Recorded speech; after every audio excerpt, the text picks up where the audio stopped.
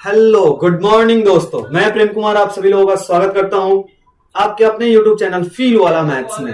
पिछले वीडियोस में हम लोगों ने सीखा था कि बहुपद और बीजीय व्यंजक में अंतर क्या होते हैं, ठीक है, और कुछ नोट्स के बारे में हम लोगों ने देखा था।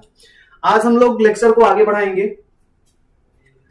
अभी देखिए, हम सबको मालूम है कि 3x² प्लस 4x प्लस 5 ये हम लोग का बहुपद कहलाता है। ये हम लोग ने पिछले वीडियो में देख लिया था। लेकिन ध्यान रखिएगा, अगर इसी में अगर कहीं पे बराबर का चिन्ह आ गया, जैसे बराबर में यहां पे 0 आ गया, ये इक्वल टू का साइन अगर आ गया, तो ये बहुपद नहीं कहलाएगा, ये कहलाएगा समीकरण। ठीक है, ये बन जाएगा हम लोग का समीकरण बन जाएगा, ये बहुपद नहीं कहलाएगा। ठीक है, तो ये अंतर है बहुपद और समीकरण में। आज बहुपद और समीकरण में अंतर भी देख लिए लोग। अब आगे बढ़ते, हम लोगों ने देख लिया कि बहुपद और बीजीय व्यंजक में क्या अंतर है, बहुपद और समीकरण में क्या अंतर है। अब बहुपद के मानक रूप को देखेंगे। हम लोग का अगला टॉपिक जो बनेगा वो बनेगा बहुपदों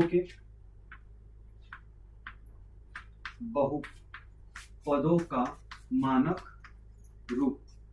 बहुत ही छोटा टॉपिक है, बहुपदों का मानक रूप।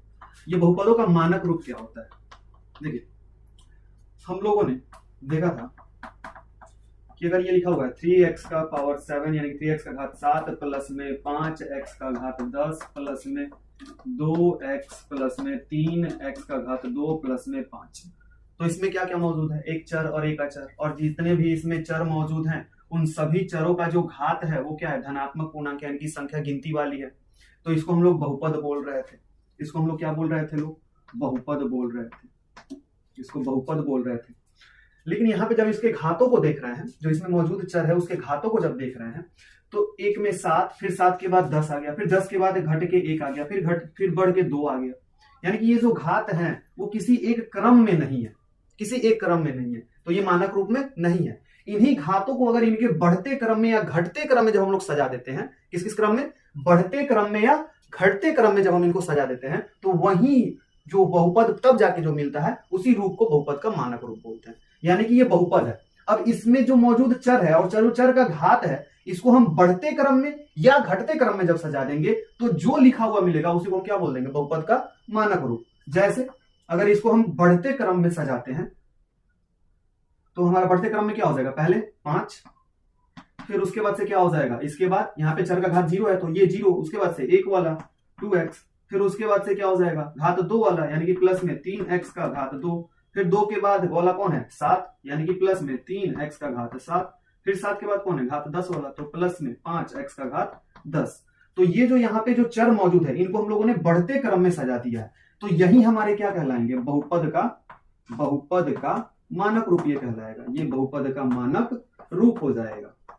ठीक है, अच्छा, इसको बढ़ते क्रम में सजाए तो ये बहुपद का मानक रूप है, लेकिन क्या घटते क्रम में सजाएंगे तो वो बहुपद का मानक रूप होगा, हाँ वो भी बहुपद का मानक रूप होगा। अगर इसी को हम ऐसे लिख दें, यानी कि सबसे बड़े वाले घात को पहले, फिर उससे छोटे वाले घात को उसके बाद, ऐसे यानी कि अवरोही क्रम में सजाते हैं, घटते हुए क्रम में सजाते हैं, तो भी वो बहुपद का मानक रूप होगा। जैसे अगर लिख लेते हैं यहाँ पे 5x का घात में 10 प्लस में 3x का घात में 7 प्लस में 3x का घात में 2 प्लस में 2x प्लस में 5, तो ये भी हम लोग का बहुपद का मानक रूप है, क्योंकि इसमें भी जो चर मौजूद है और उनका जो घात है वो एक क्रम में लिखा हुआ है, तो ये बहुपद का मानक रूप है। यानी कि समझना क्या है कि बहुपद का मानक रूप बस इतना सा चीज है कि जो बहुपद दिया हुआ है उस बहुपद में जो चर मौजूद है, चर पे जो घात है उसको बस एक क्रम में लिख देना, चाहे घटते क्रम में चाहे बढ़ते क्रम में लिख देना ही क्या कहलाता है, बहुपद का मानक रूप कहलाता है। अब ज्यादातर क्वेश्चन में या ज्यादातर केसेस में हम लोग देखते हैं लोग घटते क्रम यानी कि इस वाले क्रम को, ज्यादातर बुकों में ये वाला क्रम दिया रहता है, तो इसलिए हम लोग भी ज्यादातर क्वेश्चंस में इसी क्रम का यूज करेंगे, यानी कि घटते क्रम को लिखेंगे।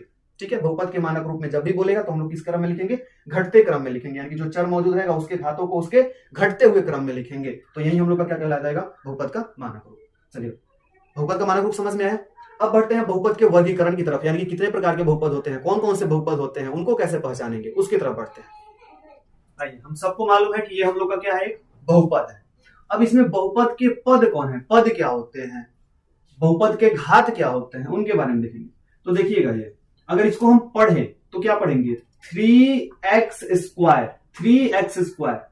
प्लस 2x प्लस 5 ऐसे पढ़ रहे हैं, यानी कि ये प्लस के चिन्ह पे आके हमारा जो बोलने का जो क्रम है, जो लय है वो टूट जा रहा है। तो ये जो हम लोग एक लय में एक साथ जितना बोल दे रहे हैं वही हम लोग का बहुपद का पद कहलाता है। जैसे या यहाँ पे 3x² बोल रहे हैं, तो ये जो 3x² है ये हम लोग का कहलाएगा एक पद या पहला पद, एक पद या पहला पद। उसके बाद से प्लस का चिन्ह आ गया, फिर है 2x, तो ये जो 2x है ये दूसरे बार आ रहा है, यानी कि प्लस के बाद दूसरी जगह पर आ रहा है, तो ये हम लोग का दो पद यानी कि दूसरा पद कहलाएगा, ये हम लोग का दूसरा पद कहलाएगा। फिर वैसे ही प्लस का चिन्ह फिर आके 5 यानी कि 3x² एक बार में बोल दिए तो ये पहला पद। फिर प्लस बोले यानी कि बोलने का लय टूटा, फिर तब बोलना शुरू किए 2x, तो ये हम लोग का दूसरा पद। फिर बोलने का लय टूट गया, फिर उसके बाद से प्लस बोले, तब उसके बाद से फिर बोले 5, तो ये हम लोग का तीसरा पद। ये हम लोग का कौन सा पद कहलाएगा? तीसरा पद। ठीक है, पद समझ में आ गया। यानी जो एक साथ लिखा हुआ है प्लस का चिन्ह माइनस के चिन्ह से अलग अलग हुआ है वही पद कहलाया जाएगा। जैसे यहाँ पे अगर लिखा हुआ है 3x का पावर 5 प्लस में 2x² माइनस का x प्लस का 5, तो इसमें टोटल कितने पद हैं? इसमें टोटल 4 पद हैं। ये एक पद, ये दूसरा पद, ये तीसरा पद और ये चौथा पद। तो इसमें टोटल कितने पद हैं? तो इसमें टोटल 4 पद हैं। इसमें टोटल 4 पद है। ये भी बहुपद है। इस बहुपद में कितने पद हैं? 4 पद हैं। ये पहला पद, ये वाला हम लोग का दूसरा पद, ये तीसरा पद और ये वाला चौथा पद। ठीक है, पद समझ में आ गया। अब देखते हैं बहुपद का घात क्या कहलाता है। बहुपद का घात किसे कहते हैं? तो देखिएगा, ये बहुपद है। इस बहुपद में जो चर मौजूद है उसका सबसे बड़ा घात कितना है? सबसे बड़ा घात है। तो चर कौन मौजूद है? x मौजूद है। इस x का सबसे बड़ा घात कितना है? तो 2 है। तो इस वाले जो ये वाला जो बहुपद है, इस बहुपद का जो घात है, इस बहुपद का जो घात है, इस बहुपद का घात कितना हो जाएगा? 2 हो जाएगा, क्योंकि इसमें जो चर मौजूद है उसका सबसे बड़ा घात कितना है? 2 है। तो यही क्या कहलाएगा हम लोग का? घात कहलाएगा, बहुपद का घात हो जाएगा। जैसे वैसे इस वाले में देख रहे हैं, तो इस वाले बहुपद में जो चर मौजूद है उसका सबसे बड़ा घात कितना है? तो वो है 5। तो ये 5 हम लोग का क्या कहला जाएगा? ये 5 हम लोग का हो जाएगा बहुपद का घात। यानी कि इस बहुपद का घात कितना है? तो इस बहुपद का घात 5 है। इस वाले बहुपद का घात कितना है? तो इस वाले बहुपद का घात 2 है। आया समझ में? बहुपद के पद और बहुपद के घातों के बारे में समझ में आ गया। ठीक है, अब देखिएगा, अब बहुपद के प्रकार या बहुपद का वर्गीकरण कैसे होता है। तो देखिएगा, हम लोग ने देखा कि ये बहुपद का घात यहाँ पे 2 है, बहुपद का घात यहाँ पे 5 है, यहाँ पे बहुपद के पद 3 है, यहाँ पे बहुपद के पद 4 है। तो इन्हीं दोनों के आधार पर बहुपदों को वर्गीकृत किया गया है, बांटा गया है आसानी से पढ़ने के लिए। यानी कि ये बहुपद के घात 1 हो सकते हैं, 2 हो सकता है, 3 हो सकता है, 4 हो सकता है, 5 हो सकता है। वैसे ही बहुपद में जो पद है वो 1 हो सकते हैं, 2 हो सकते हैं, 3 हो सकते हैं, 10 हो सकते हैं, 50 हो सकते हैं। तो पद के आधार पे बहुपद को अलग से वर्गीकृत किया गया है और घात के आधार पे बहुपद को अलग से वर्गीकृत किया गया है। अब उसी को हम लोग देखेंगे लोग कि वो जो पद के आधार पे है उनको क्या क्या नाम दिया गया है और जो घात के आधार पे है उनको क्या क्या नाम दिया गया है। तो आइए आगे बढ़ते हैं।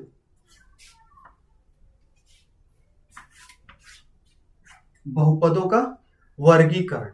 बहुपदों का वर्गीकरण, बहुपदों का वर्गीकरण अभी हम लोग देखे लोग कि 2 तरीके से हो सकता है।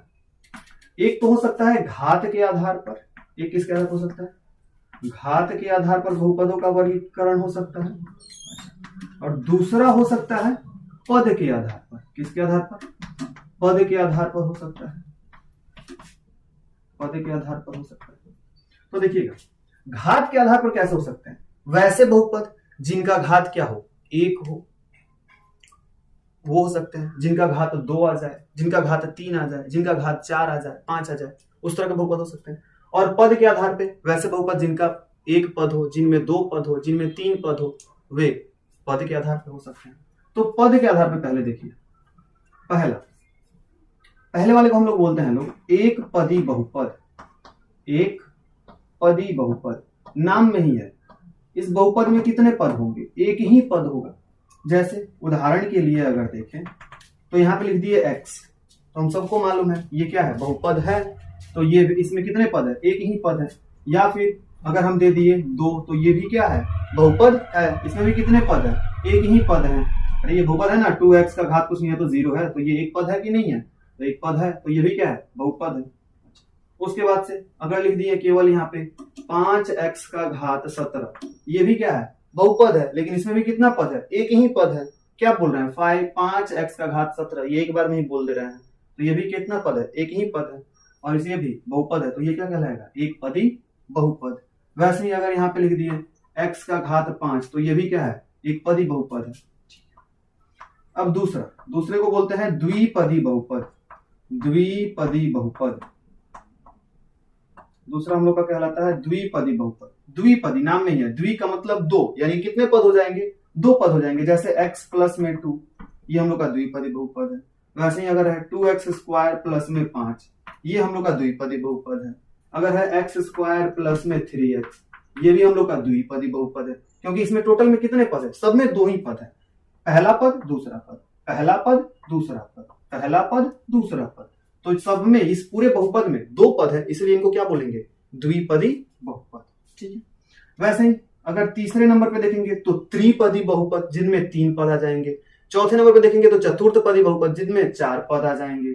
जैसे अगला हम देखें तो अगला हम लोग का क्या बनेगा, त्रिपदी बहुपद। त्रिपदी बहुपद, त्रिपदी बहुपद का मतलब क्या हो गया कि जिसमें 3 पद हो, जैसे x प्लस में 3x स्क्वायर प्लस में 4x का घात 3, ये क्या है, इसमें 3 पद है, पहला पद दूसरा पद और ये तीसरा पद, तो ये त्रिपदी बहुपद है। वैसे ही अगर एक और एग्जांपल देखें तो हम लोग का हो जाएगा 4x का घात 5 प्लस में 2x स्क्वायर प्लस में 5, ये भी हम लोग का क्या है, त्रिपदी बहुपद है। इसमें भी देख रहे हैं पहला पद दूसरा पद और ये तीसरा पद। तो यानी कि वैसे बहुपद जिनमें कितने पद हो, 3 पद हो, वो त्रिपदी बहुपद कहलाएंगे, और ऐसे बहुपद जिनमें 2 पद हो वो द्विपदी बहुपद, और जिनमें एक ही पद हो वो एक पदी बहुपद। वैसे ही 4 नंबर में देखेंगे तो चतुर्थपदी, यानी कि जिनमें 4 पद आ जाएंगे उन्हें चतुर्थपदी बोलेंगे, जिनमें 5 पद आ जाएंगे उनमें पंचपदी बोलेंगे। ठीक है, ऐसे ही ये कंटिन्यू चलते चला जाएगा। आइए समझ में। अब घात के आधार पर देखते हैं, घात के आधार पे 1 नंबर में देखते हैं। ठीक है, यानी कि वैसे बहुपद जिनका घात कितना हो, 1 हो, जिनका घात कितना हो, 1 हो। ठीक है, घात 1 हो मतलब जैसे यहाँ पे लिखे हुए हैं उनको हम लोग बोलेंगे लोग रैखिक बहुपद। घात 1 वाले बहुपद को क्या बोलेंगे, रैखिक बहुपद। जैसे एग्जांपल के लिए देखिए, अगर यहाँ पे लिखा हुआ है 2x केवल लिख दिया, तो यहाँ पे ये जो चर मौजूद है, इस चर का घात कुछ नहीं है तो कितना है, 1 है। अब इस चर का घात 1 है तो वो क्या कहलाएगा, रैखिक बहुपद, चाहे वो 1 पद में हो चाहे वो 50 पद में हो। जैसे अगर यहाँ पर भी लिखे हैं 3x का घात 3x प्लस में 5, ये भी हम लोग का क्या कहलाएगा, रैखिक बहुपद। घात के आधार पर रैखिक बहुपद कहलाएगा, क्यों, क्योंकि यहाँ पे x जो चर मौजूद है इसका घात कुछ नहीं है तो कितना है, 1 है, तो ये क्या कहलाएगा, रैखिक बहुपद कहलाएगा। अच्छा, वैसे ही अगर लिख दिए यहाँ पे 4 प्लस में 5x, तो ये भी हम लोग का क्या कहलाएगा, रैखिक बहुपद कहलाएगा। लेकिन किसके आधार पे, घात के आधार पे ये रैखिक बहुपद होंगे। ठीक है, लेकिन वहीं अगर पद के आधार पे बोले तो ये पद के आधार पे द्विपदी बहुपद, ये भी द्विपदी बहुपद और ये एक पदी बहुपद हो जाएगा। लेकिन घात के आधार पे ये तीनों के तीनों कौन से बहुपद हैं, रैखिक बहुपद है। आया समझ में। अब आगे बढ़ते हैं, आगे जब बढ़ेंगे लोग तो जो जब घात 2 हो जाएंगे, यानी कि हम पे जो चर मौजूद है उनका सबसे अधिकतम घात 2 जब होगा तो उनको बोलेंगे द्विघात बहुपद। क्या बोलेंगे उनको, द्विघात बहुपद, वो हम लोग कहलाएंगे द्विघात बहुपद। द्विघात बहुपद क्या होता है, तो वही जिनमें घातों की संख्या कितनी हो जाए, 2 हो जाए। जैसे 3x स्क्वायर लिख दिए तो इसमें घात, ये जो चर मौजूद है इसका घात कितना है, 2 है, तो ये द्विघात बहुपद हो गया। वैसे ही अगर लिखे हुए हैं 3x का घात 2 प्लस में 3x प्लस में 5, इसमें भी इस पूरे बहुपद का घात कितना है, 2 है, जो चर मौजूद है उसका सबसे अधिकतम घात कितना है, 2 है, तो ये क्या बन गया, द्विघात बहुपद बन गया। भले ही इसमें 3 पद हैं, पद से मतलब नहीं है, हम लोग घात के आधार पे देख रहे हैं, तो इसमें घात देखेंगे तो ये कौन सा बहुपद हो जाएंगे, द्विघात बहुपद ये हो गया। ठीक है, अच्छा, पद के आधार पे देखें तो ये एक पदी बहुपद है, ये त्रिपदी बहुपद है पद के आधार पे।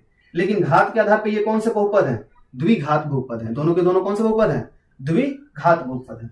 वैसे ही अगर 3 नंबर में देखेंगे तो वो कहलाएंगे त्रिघात बहुपद। त्रिघात का मतलब क्या हुआ कि वैसे बहुपद जिनका घात कितना रहेगा, 3 रहेगा, तो वो त्रिघात बहुपद हो जाएंगे।